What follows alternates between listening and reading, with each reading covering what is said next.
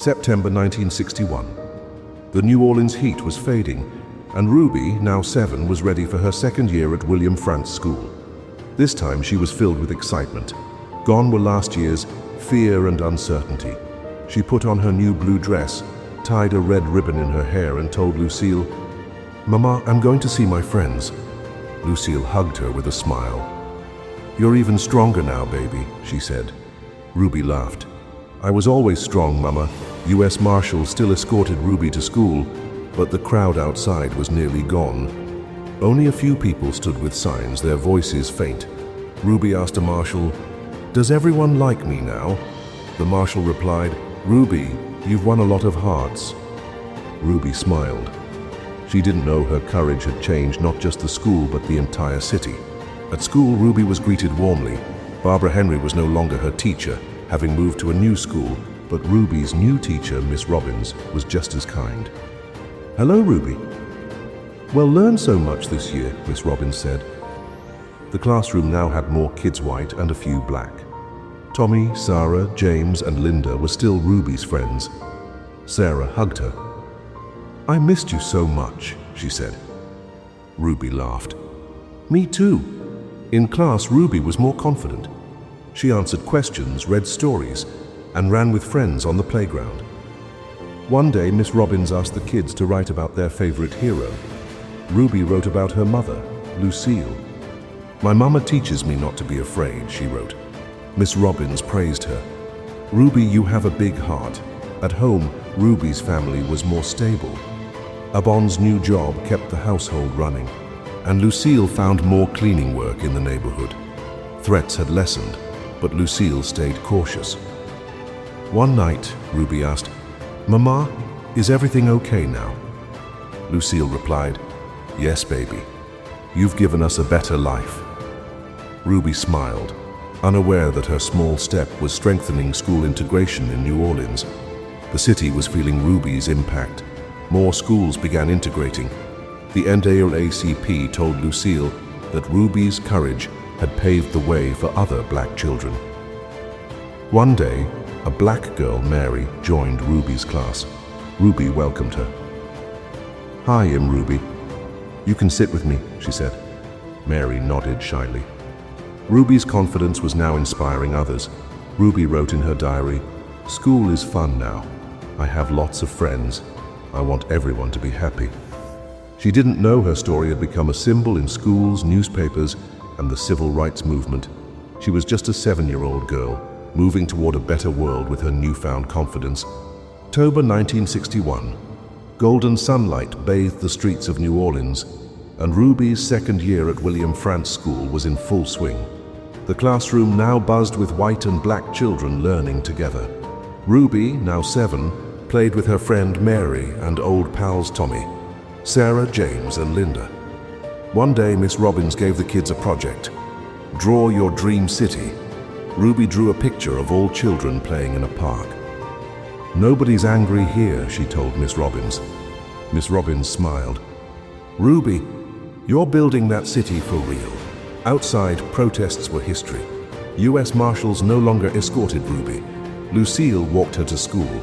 Some neighbors, once distant, now greeted them with smiles. One day, a white neighbor, Mrs. Wilson, invited Lucille for tea. "Your daughter's taught me so much," she said. Lucille replied, "She's just a little girl." But Mrs. Wilson insisted, "She's not just a girl, she is an inspiration." Ruby overheard and wondered, what's an inspiration? Life at home was better. Abon's factory job was steady, and Lucille found more cleaning work. Threats were nearly gone. One night, the family shared dinner, Lucille's cornbread and beans. Ruby joked with her siblings, Milton, Malcolm, Joetta, and Christopher. Abon said, "Ruby, you've brought us together again." Ruby asked, "Daddy, what did I do?" Abon laughed. "You gave us courage." Ruby's story was gaining national fame. News channels reported on her, and teachers shared her story of courage in schools. One day, the NAACP invited Lucille to a ceremony where Ruby received a Little Brave One award. Ruby stepped onto the stage in her blue dress and said softly into the mic, "I just wanted to go to school." The crowd applauded. Lucille's eyes teared up, proud that her daughter had inspired so many. In the city, school integration was spreading faster. More New Orleans schools admitted black children. Ruby's story gave other parents courage to send their kids to integrated schools. One day, Ruby asked Mary, "Do you like school?" Mary replied, "Yeah, because you're here." Ruby laughed, unaware that her presence had made school safer for kids like Mary. Ruby wrote in her diary, "I love school. My friends like me. I want everyone to be together." She didn't know her small wish was part of a national movement. She was happy in her world of friends, family, and school. But her courage was building a legacy that would grow with time. November 1961. The slight chill in New Orleans didn't dampen Ruby's now normal school life. At William Frantz School, white and black children studied, played, and laughed together. Ruby, now 7, jumped rope in the courtyard with her friends Mary, Sarah, and Tommy. Miss Robbins, their teacher, often said, "Ruby, your smile brings everyone together." Ruby giggled, "I'm just playing, miss." She didn't know her simplicity was making the school a place where every child felt equal. One day, Miss Robbins gave the kids a new project: write about someone who inspires you. Ruby wrote about Barbara Henry, her first teacher. "Miss Henry taught me I can do anything," she wrote. When Ruby read it aloud, Mary clapped. "Ruby, you inspire us too," she said. Ruby blushed, but her heart swelled with joy. Ruby's family was more stable than ever. Abon's job was going well, and Lucille was earning respect in the neighborhood. Neighbors, once distant, now stopped by to chat. One day, Mrs. Wilson sent Lucille a cake. "For Ruby," she said. Lucille replied, "Your love is our greatest gift." Ruby ate a slice and wrote in her diary, "I ate lots of cake today. Everyone's nice." But Ruby's impact stretched far beyond school and home. More New Orleans schools were integrating, and Ruby's name had become a symbol in the civil rights movement. One day, an NAACP representative told Lucille, "Because of Ruby, more kids in Louisiana are in better schools." Lucille said, "She's just a little girl." The representative replied, "She's not just a girl, she's a movement." Ruby didn't understand these big words. One Sunday, the pastor called her to the church stage again. "Ruby, you've shown us love can defeat hate," he said. Ruby shyly said, "I just learned to go to school." The crowd laughed and applauded. Ruby's innocence touched everyone. Ruby's story was finding its way into books and articles. A writer contacted Lucille wanting to write a book about Ruby. Lucille said, "If it gives other kids courage, we're okay with it." Ruby asked the writer, "Will my friends be in the book?" The writer laughed. "Yes, Ruby, your whole world will be." Ruby wrote in her diary, "My story will be a book. I love books." Ruby's normal life going to school, playing with friends, laughing with family was having an extraordinary impact. She didn't know her courage had sparked a wave of change, not just in New Orleans but across the country. She was happy in her small world, but her story was becoming a legacy that would inspire generations. December 1961. A light chill settled over New Orleans, but Ruby's school life was full of warmth. William Frantz School was now a place where white and black children studied and played without fear. Ruby, now 7, ran and laughed in the courtyard with Mary, Sarah, Tommy, and others. One day, Miss Robbins taught the kids a new game balancing on a rope. Ruby tried, fell, and giggled. "I'll try again," she said. Miss Robbins clapped. "Ruby, you never give up." Ruby's friendships were deepening. Mary and Sarah spent time with her after school. One day, Sarah invited Ruby to her house. "My mom wants to meet you," she said. Sarah's mother, Mrs. Thomas, hugged Ruby. "You've taught my daughter true friendship," she said.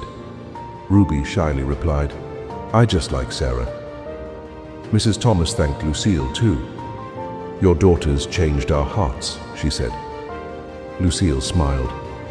"She's our daughter, but she's yours too." Ruby's family had carved out a strong place in the community. Lucille and Abon were invited to church and local events. One day, a nearby school asked Lucille to speak at a ceremony. "We want you to share Ruby's story," the organizers said. On stage, Lucille said, "My daughter didn't just change a school, she showed us what courage and love can do." Ruby in the audience clapped proudly, not fully grasping the depth of her mother's words. Ruby's story was reaching global audiences. Foreign newspapers wrote about her, and some schools abroad added her story to their curricula. One day, Lucille received a letter from a school in London.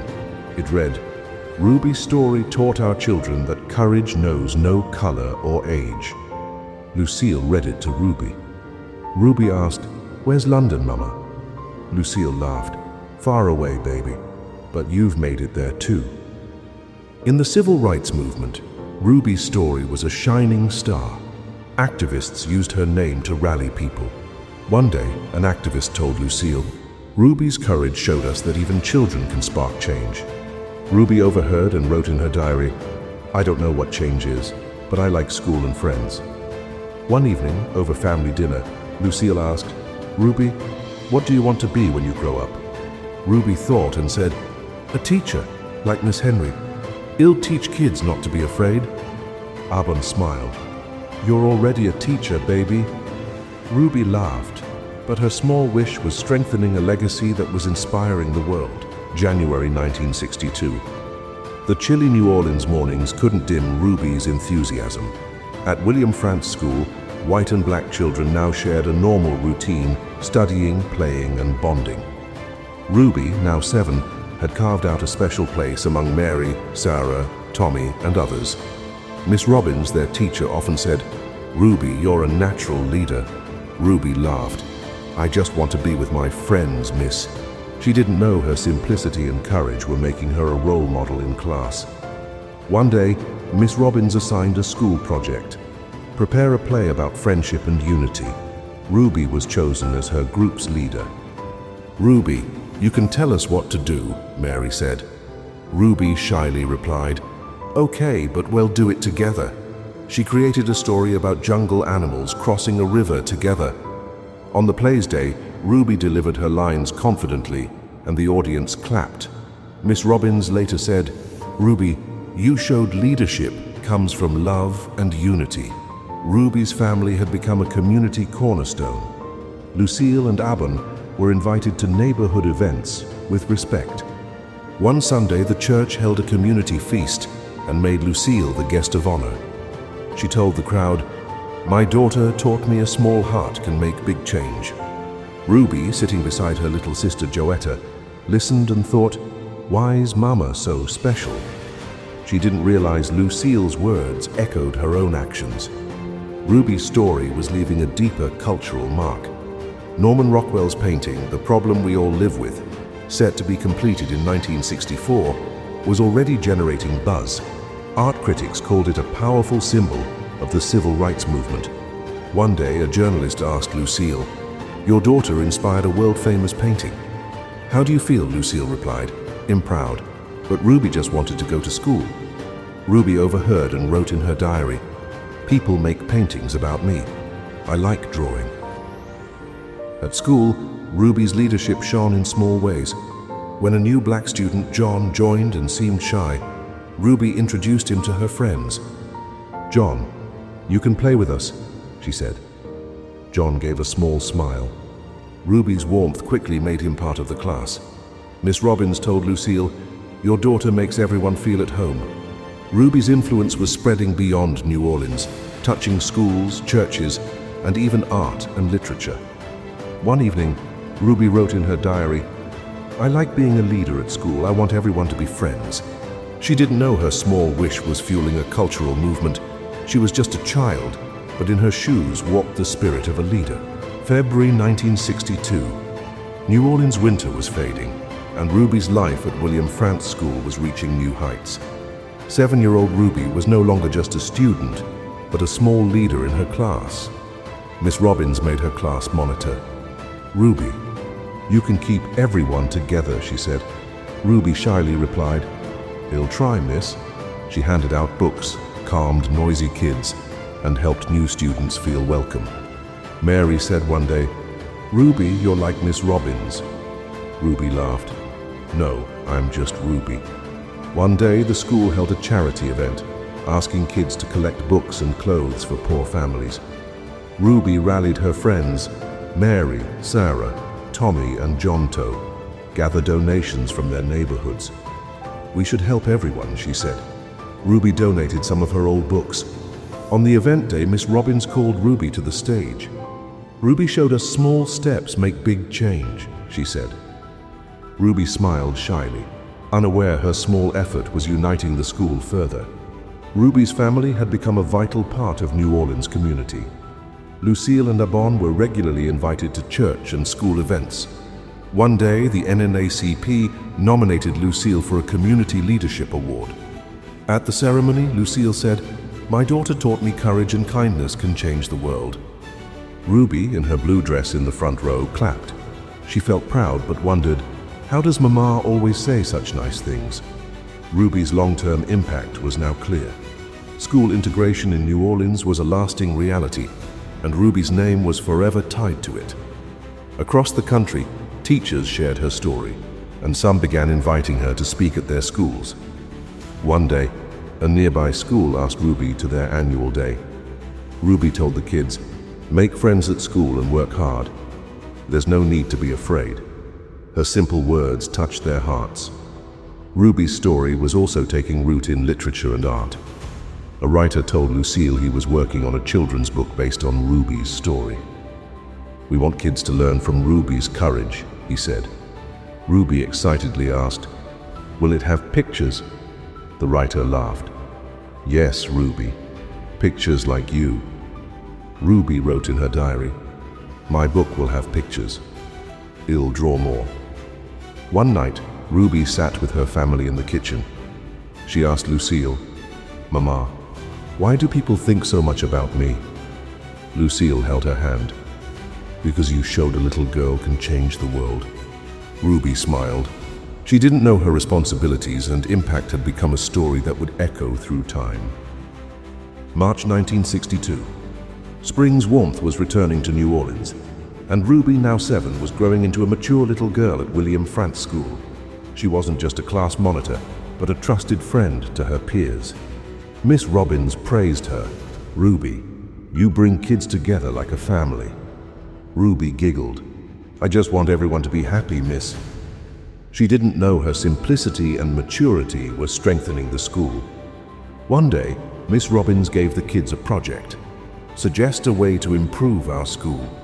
Ruby proposed a small garden where kids could grow flowers and vegetables.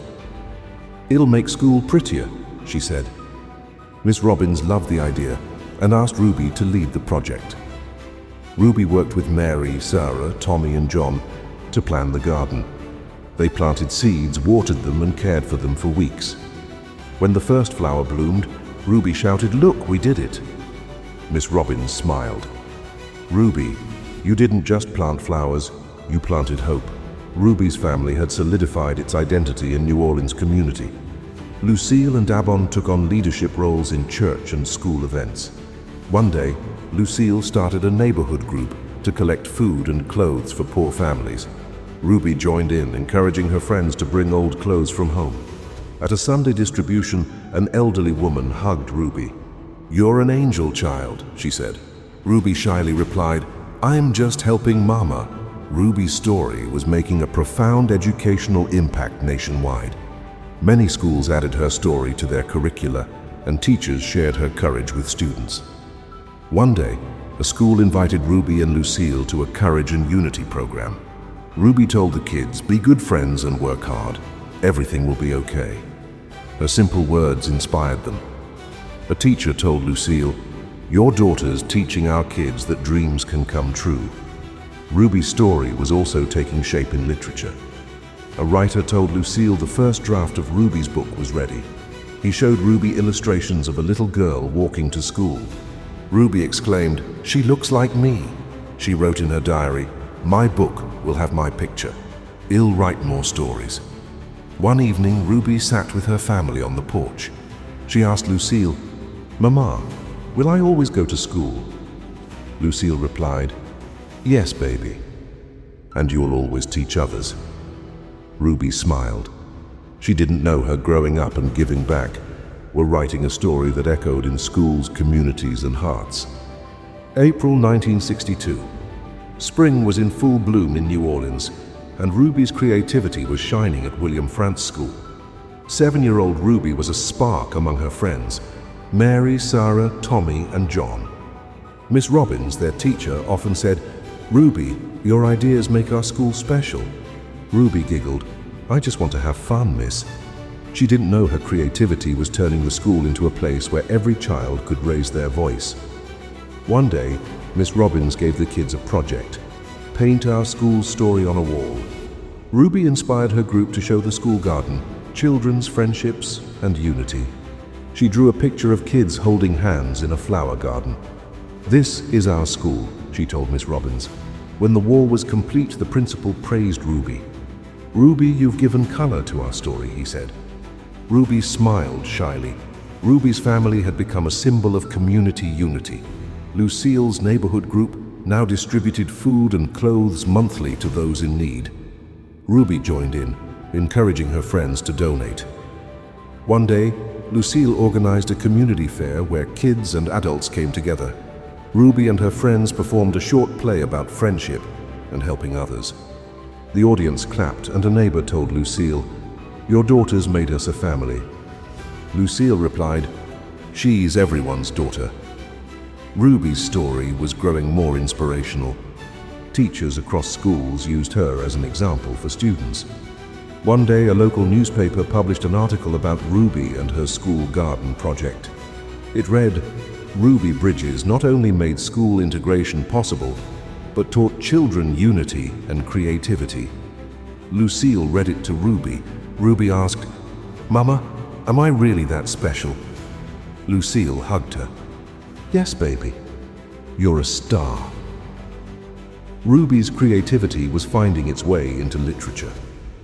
The writer finished the first edition of Ruby's book and showed her some pages. Ruby looked at the illustrations and said, "They look like my friends."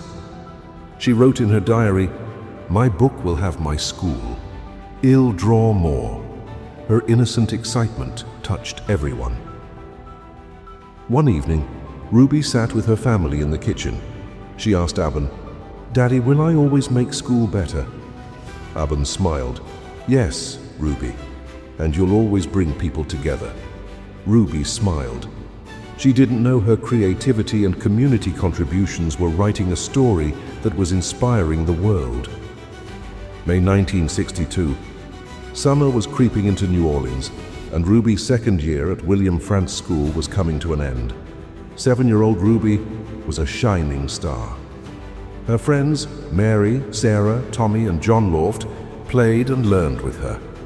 Miss Robbins, their teacher, often said, "Ruby, you've made this school a home."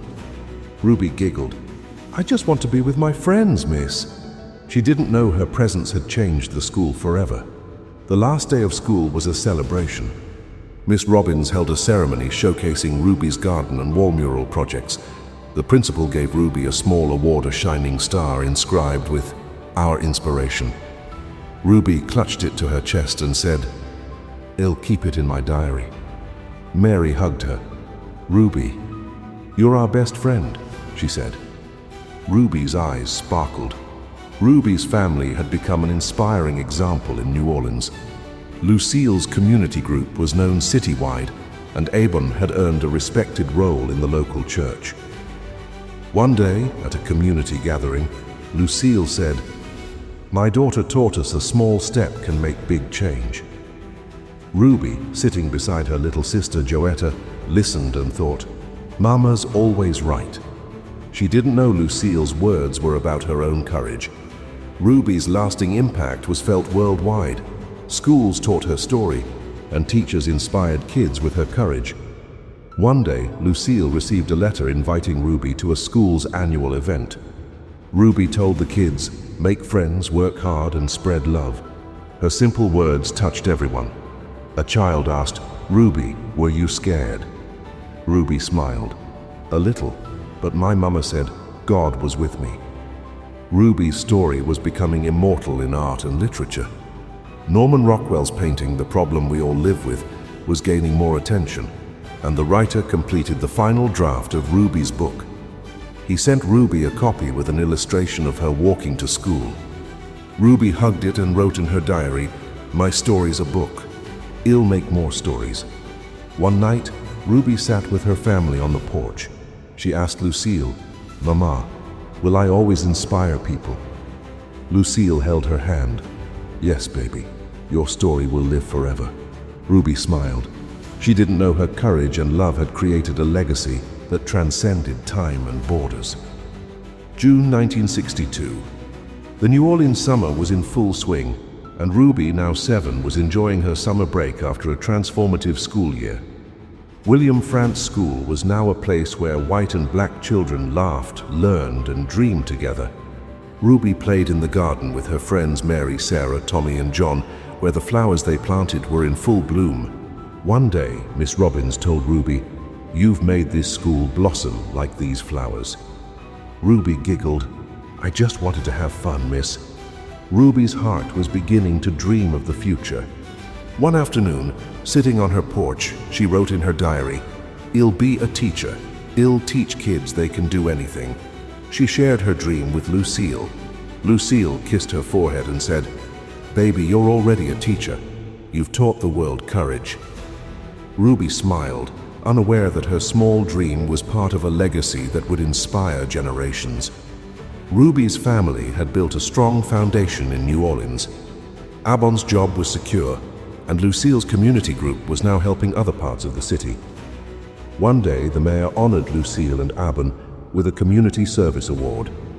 The mayor said, "The Bridges family has shown us that love and unity can achieve anything." Ruby, in her blue dress in the front row, clapped proudly. She wondered, why are my parents so special? Ruby's story was resonating historically everywhere. Her role in the civil rights movement had become a symbol. Schools, universities, and even people abroad read and shared her story of courage. One day, Lucille received a letter from a teacher who wrote, "Ruby's story taught my students that a child can change the world." Ruby read it and asked, "Mama, am I really changing the world?" Lucille laughed. "Yes, baby, and you're just getting started." Ruby's story was immortalized in art, literature, and culture. Norman Rockwell's painting, "The Problem We All Live With," was now recognized as a world-famous masterpiece, and Ruby's book was gaining popularity among children. One day, Ruby opened her book again and saw her illustrations. She wrote in her diary, "My stories in books and pictures. I want all kids to be happy." One night, Ruby sat with her family under a starry sky. She asked Lucille, "Mama, will people always remember my story?" Lucille held her hand. "Yes, Ruby, your story will live in every heart that believes in courage and love." Ruby looked at the stars and smiled. She didn't know her small journey had written a story that transcended time, place, and borders. She was just a girl who dared to go to school and change the world. Ruby Bridges' story ends here, but her legacy of courage and love will live forever. If this journey inspired you, please like this video, share it with friends and family, and comment below to share how Ruby's story changed your perspective. Stay tuned to Inspiro for more uplifting stories. Subscribe and we'll see you soon with a new adventure.